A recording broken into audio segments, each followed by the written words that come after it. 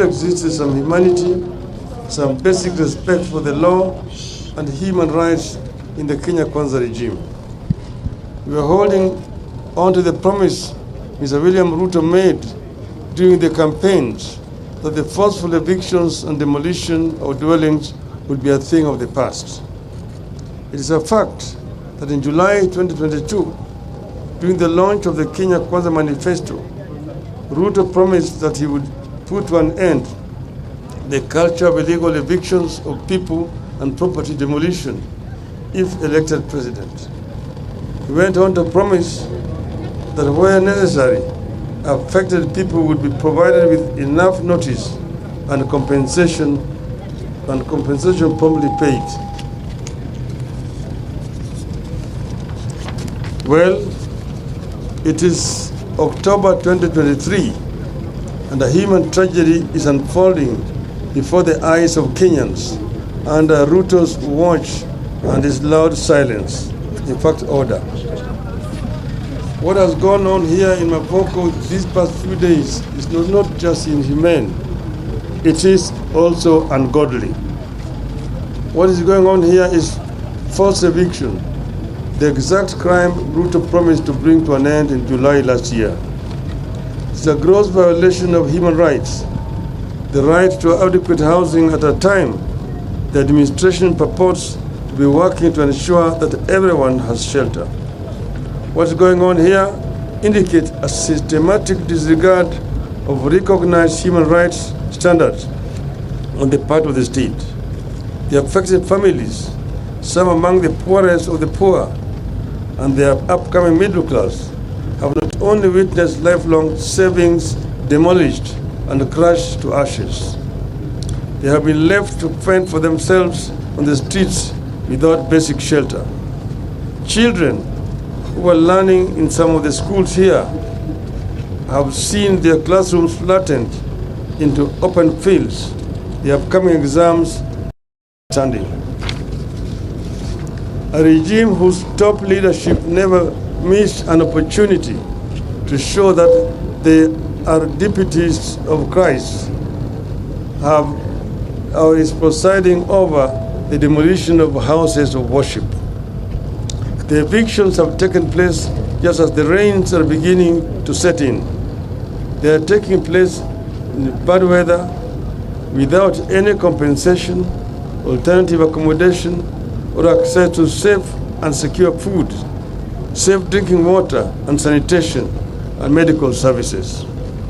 The evictions have been accompanied by the excessive use of force by the police and local authorities. They have been intended to inflict inhuman pain and damage, and you can see my back. There are reports of injuries and theft of property belonging to the people whose suffering and loss is already too grim. There was definitely no or inadequate prior eviction notice. Kenyans in 2009 evictions and resettlement guidelines require notice to be written or published in the official government gazette 90 days ahead of time. Yet, within minutes of a court ruling, people have lost their homes and their livelihoods. People have been left homeless and destitute, without means of earning a livelihood and with no effective access to legal or other remedies. Nobody gave these people a chance to pursue further legal redress. Someone who seemed to have known how the court was going to rule stood ready to swing into action and inflict maximum pain on residents immediately the ruling was made.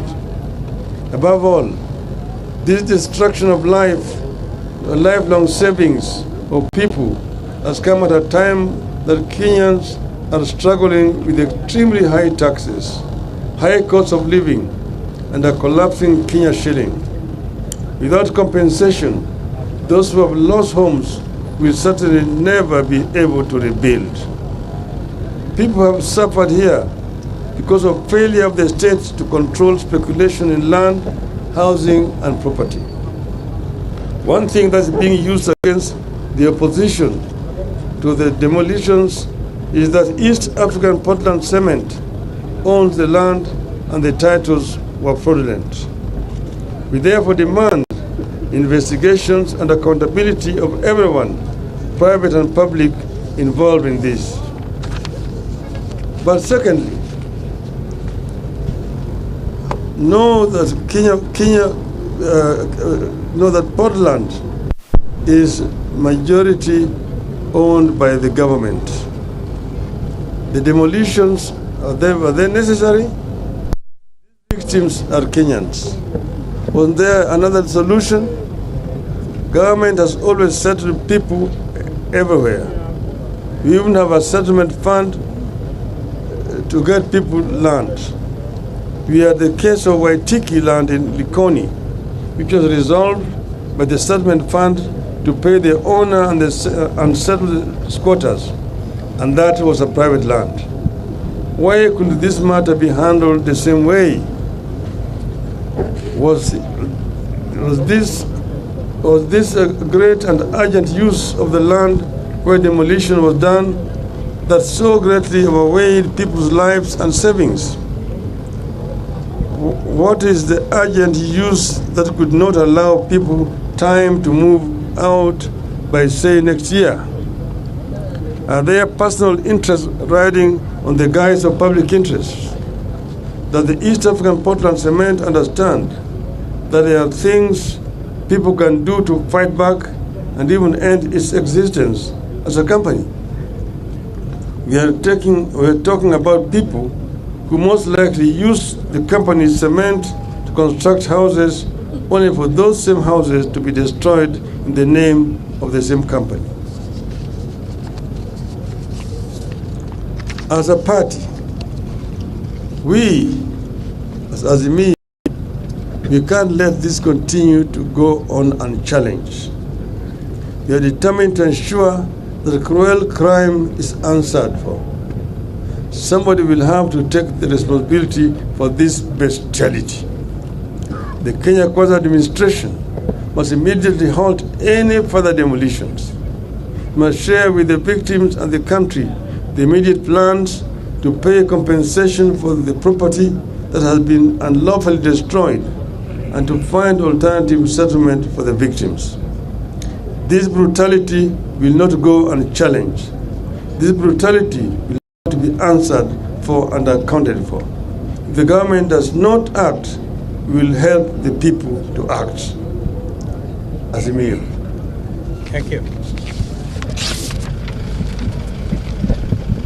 Tumeona tumekuja hapa kama wana Kenya na tena kama viongozi wa Azimio la Umoja One Kenya Coalition. Tumeona kwa runinga yale ambayo yalikuwa yanafanyika hapa. Wengine wetu wakiongozwa na kiongozi wetu hapa Mheshimiwa Kalonzo Musyoka walikuja hapa wakati mambo ilianza hapa. Walikuja pamoja na gavana wa Vinya wa hapa kaunti ya Machakos. Wakajaribu kushawishi watu ili wawe na moyo ya utu, wawache kuharibu mali ya watu ambao wanakaa hapa. Lakini yale yote ambayo waliyasema iliingia kwenye sikio ya fisi. Hakuna chochote, jamaa wameendelea kufanya kazi yao ya kubomoa. Mahakama ilitoa uamuzi siku ya Ijumaa. Na siku hiyo ya Ijumaa watu tayari walianza kufanya kubomoa manyumba hapa. Nani alijua ati uamuzi itakuwa namna gani? Walikuwa wameshajua tayari uamuzi itatoka vile ilitoka. Hii yenyewe inaonyesha kwamba mahakama zetu imeshikwa teke. Nilisema juzi ati mahakama na bunge letu kitaifa wameshikwa teke. Mateke wamefinya makende.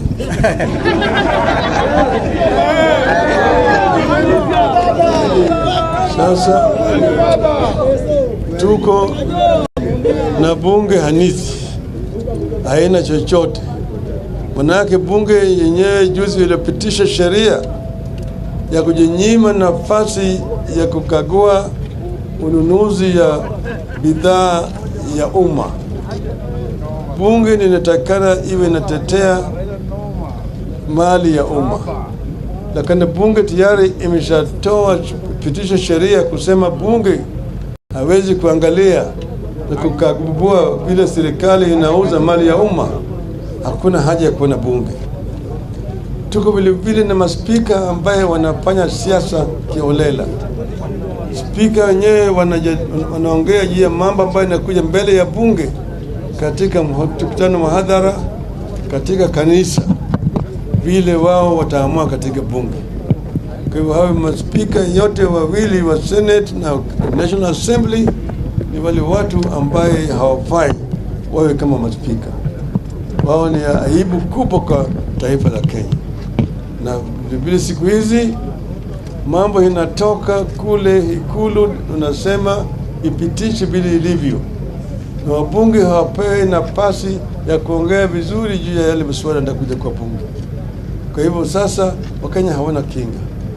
Pande hii bunge mateka, pande nyingine mahakama mateka.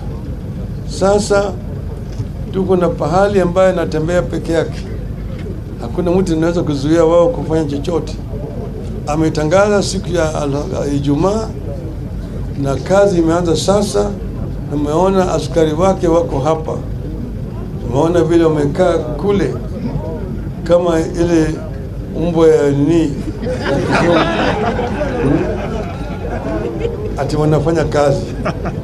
Hii kazi ya kubomoa mali ya watu si kazi ya askari kulinda. Kuna kazi ambayo inatakana askari wetu wafanye, kupigana na Al-Shabaab na kulinda Wakenya wengine ambao wanavamiwa na uhalifu. Lakini sasa hawa askari wamekuja hapa kutetea uhalifu. Yale ambayo yanafanyika hapa ni uhalifu, ni unyama, ni aibu katika taifa letu la Kenya.